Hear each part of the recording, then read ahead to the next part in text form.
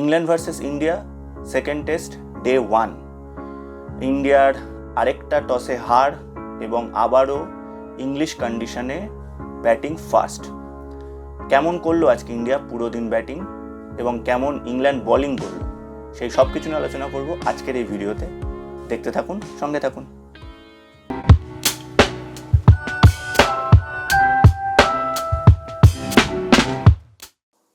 Hello everyone, welcome to Maicon sports. এবং আজকে আলোচনা করব England versus India second test day 1। বার্মিংহামে আজকে সেকেন্ড টেস্ট ম্যাচ খেলা হচ্ছে এবং এই বার্মিংহাম টেস্টে কেমন প্রথম দিনে ব্যাটিং করলো ইন্ডিয়া তাই নিয়ে আলোচনা করব। আজকে প্রথম যেটা বলার সেটা হচ্ছে যে আজকে ইন্ডিয়া কিন্তু 3টে চেঞ্জ করেছে। আগের টেস্ট ম্যাচের থেকে আজকে 3টে চেঞ্জ করেছে, সেটা নিয়ে আলোচনা করব। এবং টসে আবারও একবার ইন্ডিয়া আজকে হেরেছে এবং হেরে ইন্ডিয়া প্রথম ব্যাট করছে। এই সব কিছু নিয়ে আলোচনা করব। ভিডিওটা শেষ অবধি দেখতে থাকুন, আশা করছি আপনাদের ভালো লাগবে। আর ভিডিওটা শুরু করার আগে জাস্ট ছোট্ট একটা রিকোয়েস্ট, ভিডিওটা ভালো লাগলে লাইক, শেয়ার এবং সাবস্ক্রাইব করে দেবেন। এবং আপনারা অনেকেই আমাদের ভিডিও দেখছেন, thank you so much for that. এরকমভাবেই আমাদের ভিডিও দেখতে থাকুন, আমরা এতে উৎসাহ পাই। ভিডিওটা শুধু একটু সাবস্ক্রাইব করে দেবেন যারা ভিডিওটা দেখছেন এবং একটু শেয়ার করে দেবেন। এবং রেগুলার ক্রিকেটে আপডেটেড থাকার জন্যে আমাদের ফেসবুক এবং ইনস্টাগ্রাম পেজকেও ফলো করতে পারেন, তার লিঙ্ক এই ভিডিও ডেসক্রিপশানে দেওয়া থাকবে। তো যেটা বলছিলাম যে বার্মিংহামে আজকে থেকে শুরু হলো দ্বিতীয় টেস্ট ম্যাচ এবং প্রথম টেস্ট ম্যাচে ইন্ডিয়া হেরেছিল 5 উইকেটে। দ্বিতীয় টেস্ট ম্যাচে কিন্তু ইন্ডিয়া 3খানা বদল করেছে। জাসপ্রীত বুমরা খেলছে না। জাসপ্রীত বুমরা যেরকম কথা ছিলই যে হয়তো 3টে টেস্ট ম্যাচ খেলবে, সুতরাং সেই জায়গা থেকে second test match Jasprit Bumrah খেলছে না। আজকে ইন্ডিয়া টসে হেরেছে, ইংল্যান্ড টসে জিতে বোলিংয়ের সিদ্ধান্ত নেয় এবং আমি বলবো একদম ঠিক সিদ্ধান্তই নিয়েছে। কারণ আজকের কিন্তু যথেষ্ট বোলিং ফ্রেন্ডলি পিচ ছিল, মানে ব্যাটিংয়ের জায়গা থেকে বলতে গেলে খুব স্পাইসি পিচ ছিল, সেইটা বলতেই হবে। এবং ইংল্যান্ডের বোলাররা ভালো বল করেছে। ইংল্যান্ডের বোলারদের জায়গা থেকে আমি বলবো যে খুব একটা খারাপ বোলিং তারা করেনি। যেটা বলছিলাম, ইন্ডিয়া 3টে চেঞ্জ করেছে আজকে। ইন্ডিয়ায় শার্দুল ঠাকুরকে বসানো হয়েছে, জাসপ্রীত বুমরা বসেছে এবং তার সাথে সাই সুদর্শন বসেছে। এবার করুণ নায়ার আজকে 3 নম্বরে খেলেছে এবং নীতিশ কুমার রেড্ডি আজকে টিমে এসেছে এবং আকাশদীপ টিমে এসেছে। এইখানে আমার টিম সিলেকশন নিয়ে একটাই জিনিসের বক্তব্য, সেটা হচ্ছে যে শার্দুল ঠাকুরকে বলা হয়েছিল যে সে নাকি বোলিং অলরাউন্ডার হিসেবে মানে আগের ম্যাচটা খেলেছে, অথচ আগের টেস্ট ম্যাচে আমরা দেখলাম হার্ডলি বল করেছে, প্রায় বল করেইনি। সুতরাং কী বেসিসে ওকে বসানো হলো আমি জানি না। যদি বোলিংয়ের বেসিসে বসানো হয় তাহলে তো কোনো অর্থ আমি খুঁজে পাচ্ছি না, কারণ বোলিং করেইনি সেভাবে। আর যদি ব্যাটিংয়ের বেসিসে বসানো হয় তাহলে তো বোলিং অলরাউন্ডার হিসেবে খেলেছে। সুতরাং জানি না এটা কী সিদ্ধান্ত নেওয়া হয়েছে। যাই হোক, শার্দুল ঠাকুরকে বসানো হয়েছে, যদিও আমি শার্দুল ঠাকুরের বসানোর সিদ্ধান্তটায় খুব একটা সাপোর্ট করছি না। এবং সাই সুদর্শনকেও বসানো হয়েছে। এটা অনেকটা ওই T20 অ্যাপ্রোচের মতো। রাহুল দ্রাবিড় এবং রোহিত শর্মার ক্যাপ্টেন্সি জুটির সময় আমরা দেখতাম যে খুব একটা টিম চেঞ্জ হতো না। ইনফ্যাক্ট আপনাদের মনে থাকবে 2023 ওয়ার্ল্ড কাপ যখন হয়, তখন 2023 ওয়ার্ল্ড কাপে পুরো আনচেঞ্জ টিমই প্রায় খেলেছিল 11টা ম্যাচই। তো সেই জায়গা থেকে আমি বলবো যে টিম প্রথম দিনের পরই প্রথম টেস্ট ম্যাচের পরই 3খানা চেঞ্জ খুব একটা ট্যাকটিক্যাল তো মনে হচ্ছে না। জাসপ্রীত বুমরা খেলবে না, সেটা একটা দিকে ঠিক আছে। জাসপ্রীত বুমরার জায়গায় আকাশদীপ এসছে।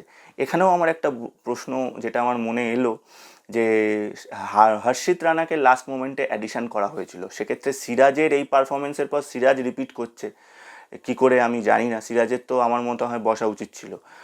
এবং এই পিচে কুলদীপ একজন স্পেশালিস্ট স্পিনারের খুব দরকার ছিল। ওয়াশিংটন সুন্দর বা রবীন্দ্র জাদেজা দুজনই একই ধরনের spinner, finger spinner. They are very good spinner, but finger spinner.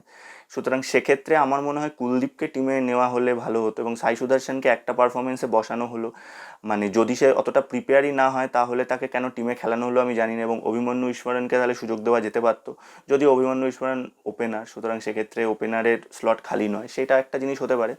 But সাই সুদর্শনকে বসানো কেন হলো আমি বুঝলাম না। করুণ নায়ারকে আজকে 3 নম্বরে খেলানো হয়েছে এবং করুণ নায়ার আজকে 30 রান করেছে। সুতরাং করুণ নায়ার যে খুব একটা আহামরি পারফর্ম করেছে তা নয়, তবে আহামরি পারফর্ম যদি আজকে কেউ করে থাকে সেটা বলতেই হবে ডেফিনেটলি শুভমান গিল, ক্যাপ্টেন গিল। এবং গিল ইজ গ্লোরিয়াস, অসাধারণ, গ্লোরিয়াস বলতেই হবে। এবং আমার খুব অদ্ভুত লাগছে এটা ভেবে যে এতদিন এই শুভমান গিল কোথায় ছিল। আমরা এই শুভমান গিলকে 2021-22-এ দেখতে অভ্যস্ত ছিলাম, তারপরে একটা লিন প্যাচ গেছে, কিন্তু Shubman Gill was very good. Day one belongs to Shubman Gill.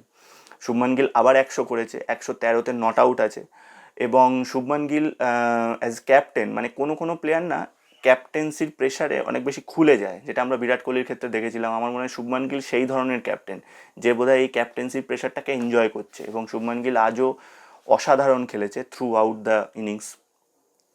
এবং শুভমান গিল তো নাম্বার 4, কিন্তু ওপেনার যশস্বী জয়সওয়াল আর কে এল রাহুলের আজকে একটা ব্যাড ডে ছিল। কে এল রাহুল মাত্র 2 রান করেছে, কিন্তু জয়সওয়াল ভালো খেলেছে। জয়সওয়াল 87 করেছে, 100টা মিস করেছে, ভালো খেলছে। একটা বাইরের বল, অফ স্টাম্পের বল চেজ না করলেই পারতো। আপনাদের মনে থাকবে ফার্স্ট টেস্টে যেরকম জো রুট আউট হয়েছিল একটা বাইরের বল চেস করতে গিয়ে, অনেকটা সেরকমই একটা বাইরের বল চেস করতে গিয়ে আউট হয়েছে। কিন্তু এক্ষেত্রে বলতেই হবে ইংল্যান্ডের বোলাররা কিন্তু যথেষ্ট ডিসিপ্লিন বোলিং করেছে, এবং পিচ কিন্তু খুব বোলিং ফ্রেন্ডলি। অন্তত প্রথম ডেতে আমার সেরকমই মনে হলো, পিচ খুবই বোলিং ফ্রেন্ডলি। ইনফ্যাক্ট একদম লাস্টের দিকে 4-5 ওভারের জন্য যখন নিউ বল নেওয়া হলো, সেকেন্ড নিউ বল, সেই সময়ও কিন্তু আমি দেখলাম যে পিচে কিন্তু যথেষ্ট স্পাইস আছে, মানে পিচে জুস আছে যদি বলতে যাই। একদম লাস্টের দিকে প্রায় 80 ওভার বলের পরও কিন্তু বল সুইং হয়েছে, বল সিম হয়েছে, ঠিকঠাক একটা পেস তো রয়েছে, সেটা ইংল্যান্ডে থাকেই। এবং ইন্ডিয়ার ব্যাটাররা কিন্তু খুব ভালো খেলেছে, এটা আজকে বলতেই হবে। ইংল্যান্ডের ব্যাটাররা কিন্তু যথেষ্ট ভালো খেলেছে, তাদের অ্যাপ্লিকেশন ঠিকঠাক ছিল। রবীন্দ্র জাদেজা এবং গিল লাস্ট অবধি খেলেছে, আজকের দিন শেষ হওয়া অবধি, এবং 100 রানের পার্টনারশিপও করেছে। জাদেজা 40+, জাদেজারও হয়তো 50 কালকে হয়ে যাবে ঠিকঠাক খেললে। এবং ইন্ডিয়া আজকে 300 রান করেছে, 310 ফর 5। এবার 5 উইকেট পড়ে গেছে, এইটা একটা চিন্তার বিষয় ডেফিনেটলি, কারণ এর পরে আর খুব একটা রেকগনাইজড ব্যাটসম্যান কেউ নেই। সেই জায়গাতে একটা কনসার্ন নিশ্চয়ই থাকবে। কিন্তু আমার মনে হয় যে এই জুটিটা যদি কালকে অন্তত 1 ঘন্টা খেলে দেয়, আমার মনে হয় এই রানটা আমাদের 350, 370-এর কাছাকাছি যদি যায়। মানে হেডিংলে টেস্টে ফার্স্ট টেস্ট ম্যাচে 471, আমি মনে করি 50-60 রান কম ছিল, কিন্তু এখানে যদি ইন্ডিয়া কালকের 2 ঘন্টা 2.5 ঘন্টা খেলে 400 রান করে, 410-20 রান করে, তাহলে কিন্তু এই পিচের জন্য ঠিক। এবং জাসপ্রীত বুমরা আমার মনে হয় এই টেস্ট ম্যাচটা খেলা উচিত ছিল জাস্ট ফর দ্য পিচ। যদিও বলা হচ্ছে যে লর্ডসে জাসপ্রীত বুমরা আরও বেটার কন্ডিশন পাবে, সেখানে জাসপ্রীত খেলবে, সেখানে ডেফিনেটলি সুইং বেশি হবে, সিম বেশি হবে। কিন্তু জাসপ্রীত বুমরা আজকের যে পিচটা আমি দেখলাম, তাতে আমার মনে হলো জাসপ্রীত বুমরা কিন্তু খেলতে পারতো। এবং আকাশদীপকে খেলানো হলো, হর্ষিত রানাকে কেন খেলানো হলো না আমি জানি না। আকাশদীপের selection is a good selection. Akashdeep ঠিকঠাক, মানে আমার মনে হয় আকাশদীপের খেলা উচিত, কিন্তু আমার মনে হয় সিরাজের জায়গায় হর্ষিত রানা খেলা উচিত ছিল, বা অ্যাটলিস্ট আর্শদীপ খেলতে পারতো। ইংল্যান্ডের বোলাররা যেরকম বললাম বোলিং ভালোই করেছে। ক্রিস ওকস ডেফিনেটলি তাদের মধ্যে পিক অফ দ্য বোলার হবেই, খুব ভালো বল করেছে, প্রায় 20 ওভার বল করেছে, এবং 60 রানের কাছাকাছি দিয়েছে, 2টো উইকেট নিয়েছে। একটা দুটো ক্যাচ বাইরে দিয়ে বেরিয়ে গেছে, তা না হলে ক্রিস ওকস ভালো বল করেছে, আমি বলবো ক্রিস ওকসের বোলিং ভালো লেগেছে।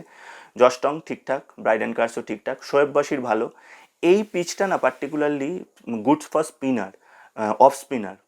সেই জায়গা থেকে মানে নাথান লেয়ন থেকে শুরু করে গ্রেম সোয়ান, এরা এখানে ভালো মানে অ্যাপ্লাই করতে পারে। সুতরাং আমার মনে হয় কোথাও গিয়ে কুলদীপকে দরকার ছিল, কারণ আমাদের শুধু দুজনই ফিঙ্গার স্পিনার, জাদেজা এবং ওয়াশিংটন সুন্দর। যদিও জাদেজা আজকে ব্যাটিংটা খুব ভালো করেছে, সেই জন্যে ডেফিনেটলি ব্যাটিং অলরাউন্ডার হিসাবেই এদেরকে খেলানো হচ্ছে। কুলদীপের কপালটাই খারাপ, 7 বছরে মাত্র 30টা টেস্ট ম্যাচ খেলেছে। Kuldeep is a very good quality player, কিন্তু টিমে জায়গা হয় না, ওই যা হয় আর কি, কম্বিনেশনে মানে বসে না ব্যাপারটা। আজকের মতো মোটামুটি এই আজকে ইন্ডিয়ার ব্যাটিং আমার ঠিকঠাক। যদিও আমি বলবো কে এল রাহুল বা জয়সওয়াল, একটা জিনিস যেটা হয়েছে, যেহেতু পিচে না একটু সুইংটা বেশি আছে, এবং আমার মনে হচ্ছে পেসটা বোধহয় একটু বেশি আছে ইন কম্পেয়ার টু হেডিংলে, সেই জন্য কোথাও একটা বলটা বোধহয় একটু তাড়াতাড়ি ভেতরে আসছে, যে কারণের জন্য কে এল রাহুলও একটা ওই কাট মারতে গিয়ে আউট হয়েছে, জয়সওয়ালও একটা আউটসাইডের বল চেস করতে গিয়ে আউট হয়েছে। আমার মনে হচ্ছে কোথাও একটা ওই পেসের জায়গাটা বুঝতে না পারার জন্য প্রবলেমটা হচ্ছে, কিন্তু আদারওয়াইজ ইন্ডিয়ার ব্যাটাররা যথেষ্ট ভালো। এবং যেরকম বললাম, কালকে যদি 420 বা 25 রান 450 করতে পারলে খুবই ভালো, কিন্তু আমার মনে হয় 400 রানও কিন্তু এখানে ভালো হবে। বাট বাট বাট বোলিং ভালো করতে হবে এবং ক্যাচ নিতে হবে। মানে ফার্স্ট টেস্ট ম্যাচে আমরা দেখেছি ইন্ডিয়া 5টা ক্যাচ ড্রপ করেছে, এবং তার ফলে 205 রান তৈরি হয়েছে। এই জায়গাতে কিন্তু ইন্ডিয়াকে মাথায় রাখতেই হবে যে ক্যাচেস উইন ম্যাচেস। আমি বলবো এই বোলিংয়েও ইন্ডিয়া জিততে পারে, কিন্তু ইন্ডিয়াকে কিন্তু ক্যাচ নিতে হবে। ক্যাচ যদি না নিতে পারে তাহলে কিন্তু এই টেস্ট ম্যাচটাও বেরিয়ে যাবে, এবং 500 হোক 700 হোক যাই রান হোক না কেন তাতে কিন্তু ম্যাটার করবে না। যাই হোক, আজকের ভিডিওটা এইটুকুই। কালকে সেকেন্ড টেস্ট মানে সেকেন্ড ডের পরে আমরা আবার ভিডিও করব, আমি ভিডিও করব, এবং আশা করব আজকের ভিডিওটা আপনাদের ভালো লাগবে। যদি ভালো লাগে তাহলে লাইক করে পরিচিতদের মধ্যে শেয়ার করে আমাদের চ্যানেলটাকে সাবস্ক্রাইব করে দেবেন, এবং এরকম কন্টেন্ট আরও দেখতে ফেসবুক ইনস্টাগ্রাম পেজকেও ফলো করুন, এবং কী ভালো লাগছে আমাদের সেটা আমাদের কমেন্টে লিখে জানান। সবাই ভালো থাকবেন, দেখা হবে পরের ভিডিওতে। Good night.